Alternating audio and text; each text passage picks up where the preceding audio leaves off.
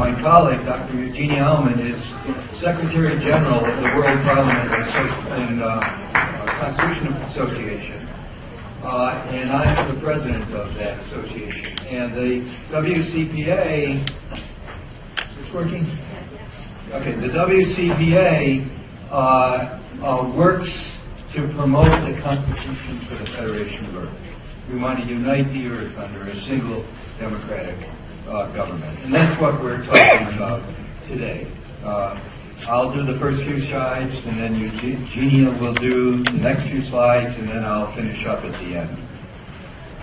The first thing that we in WCPA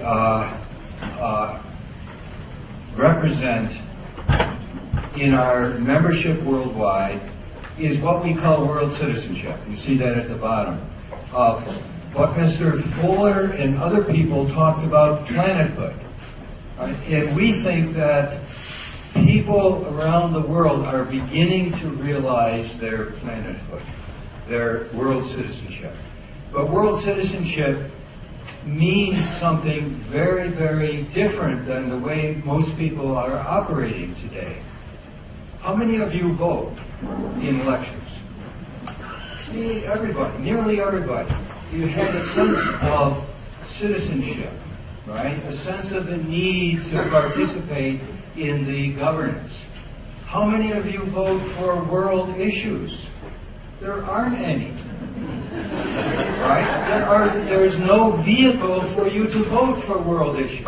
There's no vehicle for you to vote to stop climate collapse, right? We simply don't have that. The world is fragmented into all these different partitions in which we citizens of the planet, we people who want to participate in the future in governing ourselves on this planet, are not allowed to do that.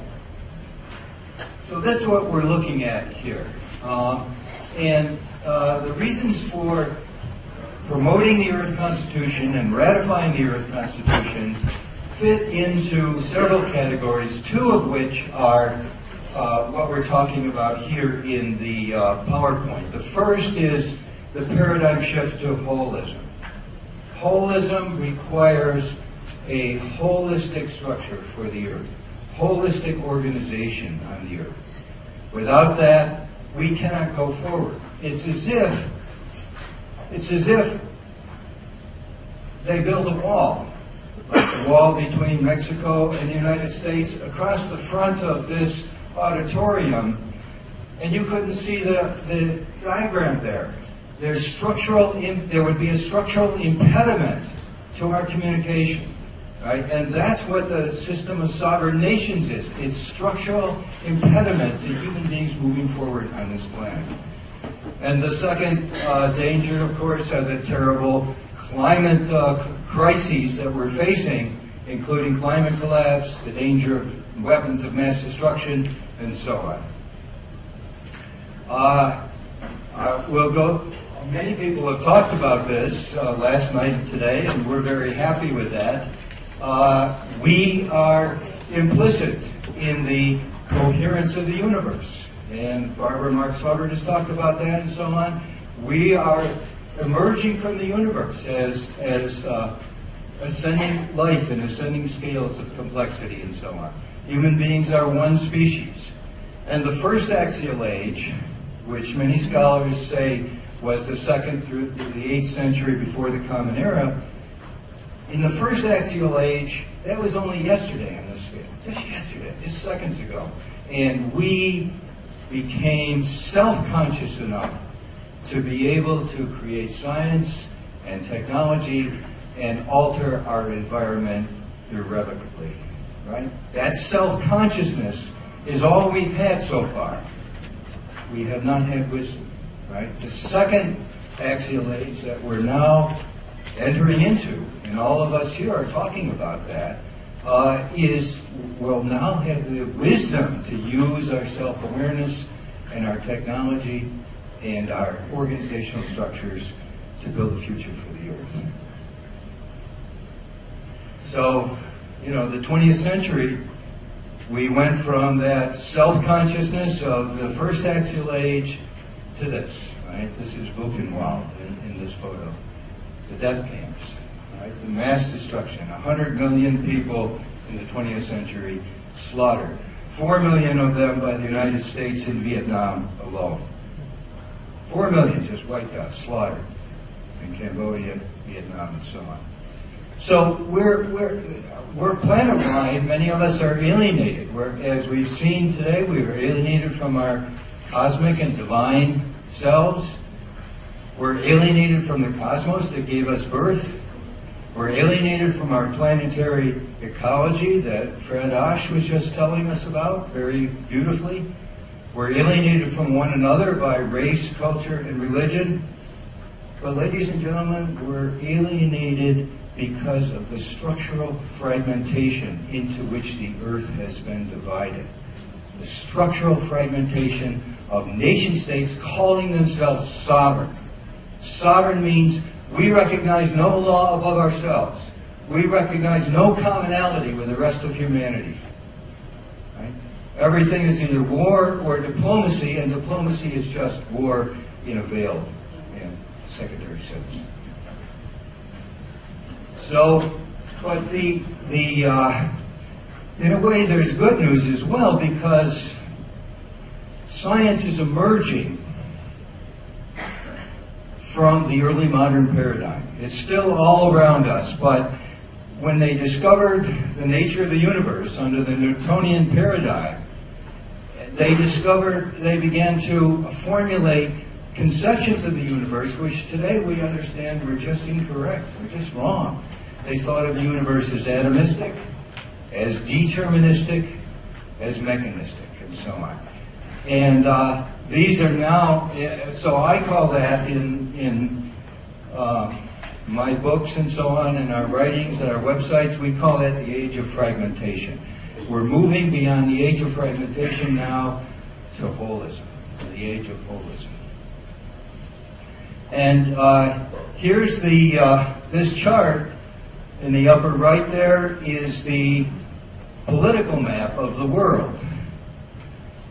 Absolute territorial boundaries run by gangs of criminals waving flags.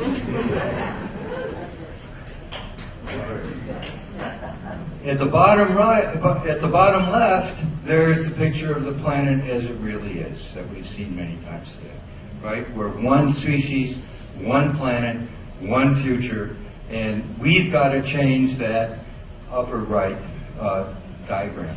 Not by getting rid of the boundaries, but by getting rid of sovereignty, right? By allowing people to govern themselves in a way in which they take care of their local affairs and they participate in larger organizational structures so that we can also take care of our global affairs.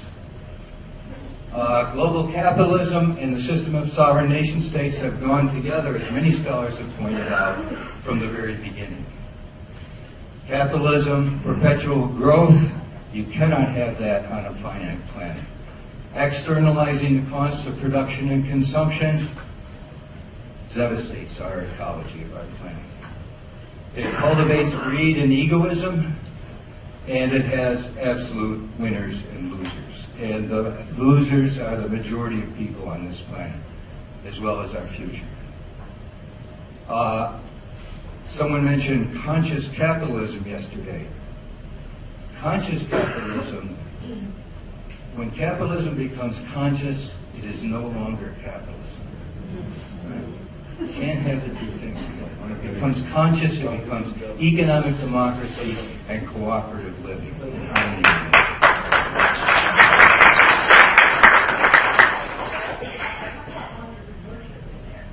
Well, entrepreneurship is a wonderful thing, right? But there's all kinds of ways that we can be entrepreneurs without being greedy, without wanting to just accumulate wealth and domination for ourselves. Creativity is a wonderful thing, and we need to do, of course we need to do that very much.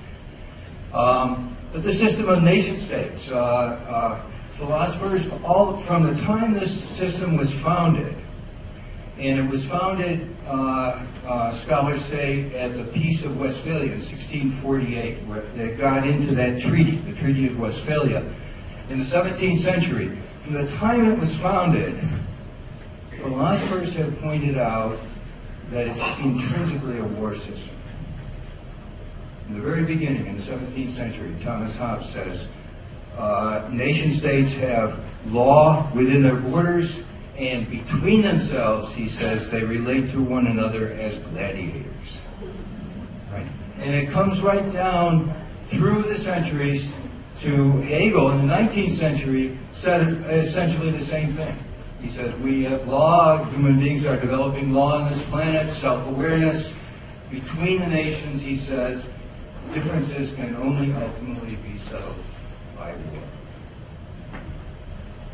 war.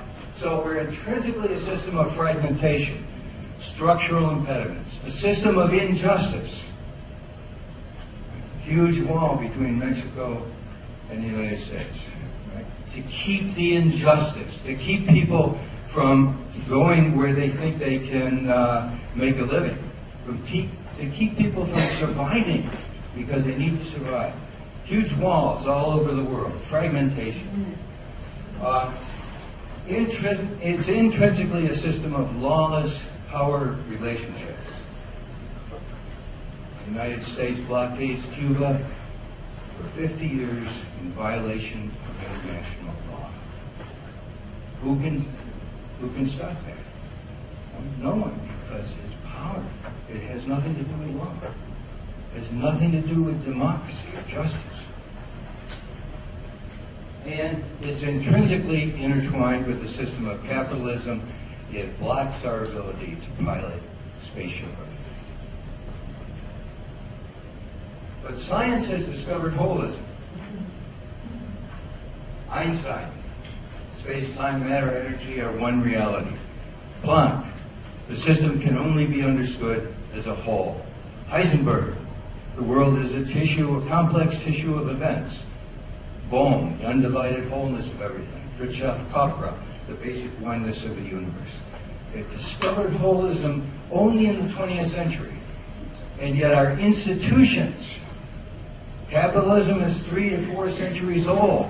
The nation-state system from the 17th century.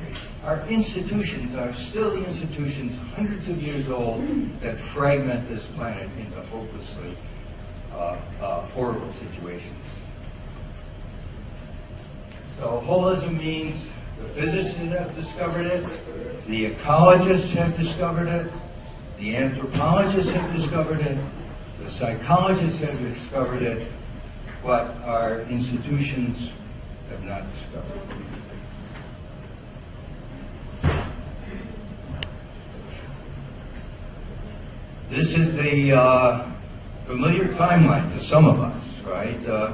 Laura was talking about this last night.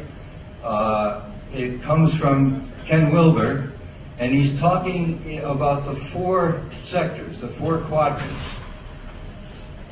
The I quadrant, the development of self and consciousness.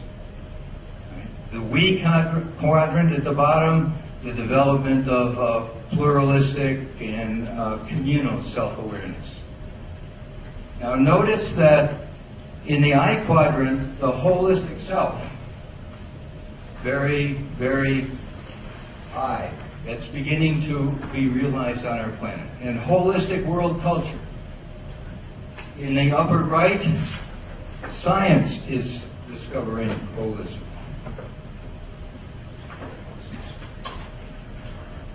But we have not made progress in the lower right at all. Right? Not at all. Nation states organize themselves under the United Nations, and the United Nations is most basically a treaty of sovereign nations. It cannot solve our problems. Right? So Ken Wilber himself, in fact, on the web, has a video in which he's discussing First Federation. And he says that they've been envisioning that. He and his colleagues are envisioning that. And they envision a world parliament with 3 houses. A house of that represents people directly, a house that represents nations, and a third house, he says, a house of wise people. It looks like Ken Wilber has read the Earth Constitution. That's exactly what the Earth Constitution talks about.